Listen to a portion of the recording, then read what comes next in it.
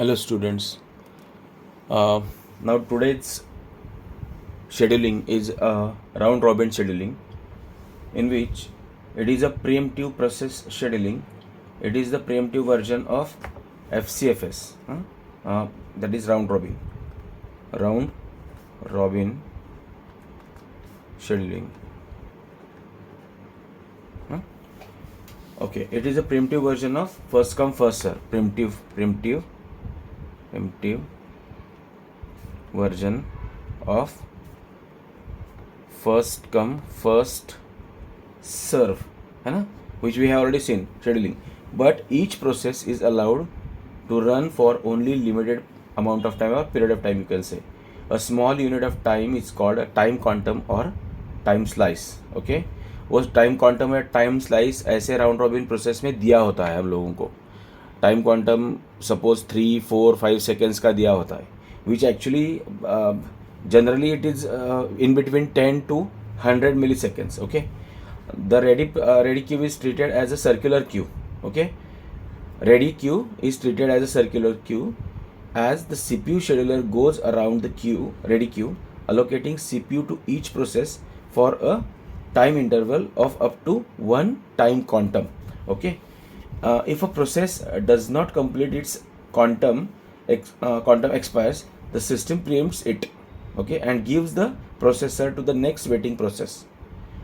The system then places the preempted process as the back of the ready queue. Suppose with example के द्वारा हम ये इसको solve करते हैं. ठीक है, suppose they have given processes like P1, P2, P3, P4. So process दिख रहा है ना, process, then arrival time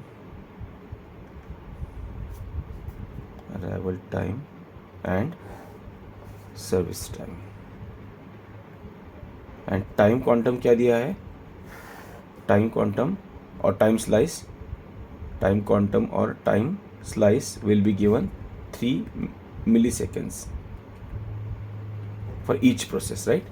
So P1, P2, P3 and P4 are the processes.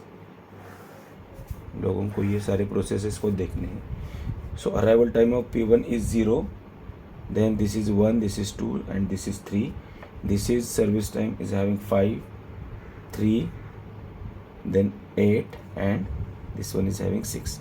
Okay, now you know we have to draw a Gantt chart for this. Gantt chart.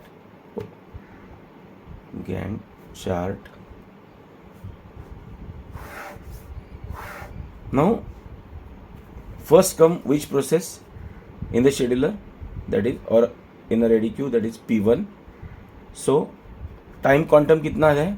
Time quantum is for 3 seconds. तो 3 second के लिए हम लोगों को इसको चलाना है, तो ये आ गया 3 सेकेंड के लिए. तो ये 5 से 3 गया तो ये बच गया कितना? 2, राइट.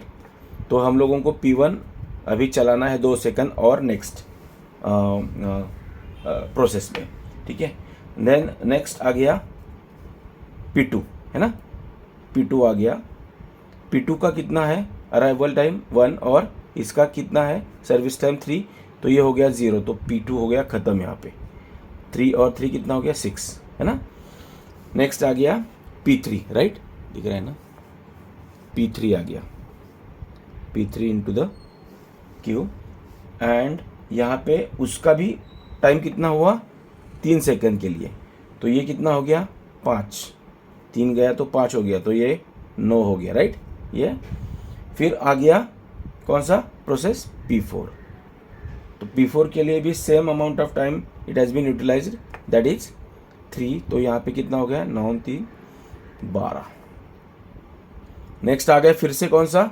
P1, है ना. अभी तक तो सिर्फ खत्म हो गया है P2. अब नेक्स्ट आ गया P1. तो P1 ने उसका पूरा टाइम यूटिलाइज कर लिया, क्योंकि टाइम स्लाइस या टाइम क्वांटम कितना है? 3 सेकेंड. लेकिन इसका कितना बचा हुआ है? 2. तो ये 2 एडअप हो गया P1 में. तो 12 + 2 दैट इज 14 यहाँ पे आ गया, राइट. इसका P1 यहाँ पे ख़त्म हो गया. ठीक है, यहाँ पे ख़त्म हो गया. देन यहाँ पे क्या हो गया? यहाँ पे यहाँ से as round robin again preempted to ready queue to P1, मतलब राउंड रॉबिन की प्रोसेस क्या कर रही है, प्रीएम्प्ट कर रहे वापस P1 के लिए, है ना। तो राउंड रॉबिन का यही एक फंडा है कि वो वापस प्रीएम्प्ट करेगा हर एक प्रोसेस के लिए उसका टाइम स्लाइस खत्म होने के बाद, ओके, हर एक प्रोसेस का। देन नेक्स्ट कम्स P2, तो ऑलरेडी खत्म हो गया, तो बचा क्या, P3। तो P3 का कितना बचा है, P3 का कितना बचा है, तो इसमें से 3 गया तो 2 रह गया यहाँ पे, तो 14 और 3 17, राइट। देन आ गया P4, है ना, क्यू में। तो P4 का कितना बचा है, 3, तो ये हो गया 0, ये ख़त्म हो गया, तो 20 यहाँ पे हो गया, 17 और 3 20। फिर रह क्या गया, सिर्फ P1 भी ख़त्म हो गया ना, P1 भी ख़त्म हो गया है, तो बचा क्या, सिर्फ P3। तो P3 का भी ख़त्म हो गया, और P3 यहाँ पे ख़त्म हो गया, और यहाँ पे कितना हो गया, 2, तो यहाँ पे हो गया 22। Now you have your Gantt chart, and as per Gantt chart and as per the rules of calculating TAT, WT, CT and average TAT and average WT, calculate all these as per the given formula. Thank you guys.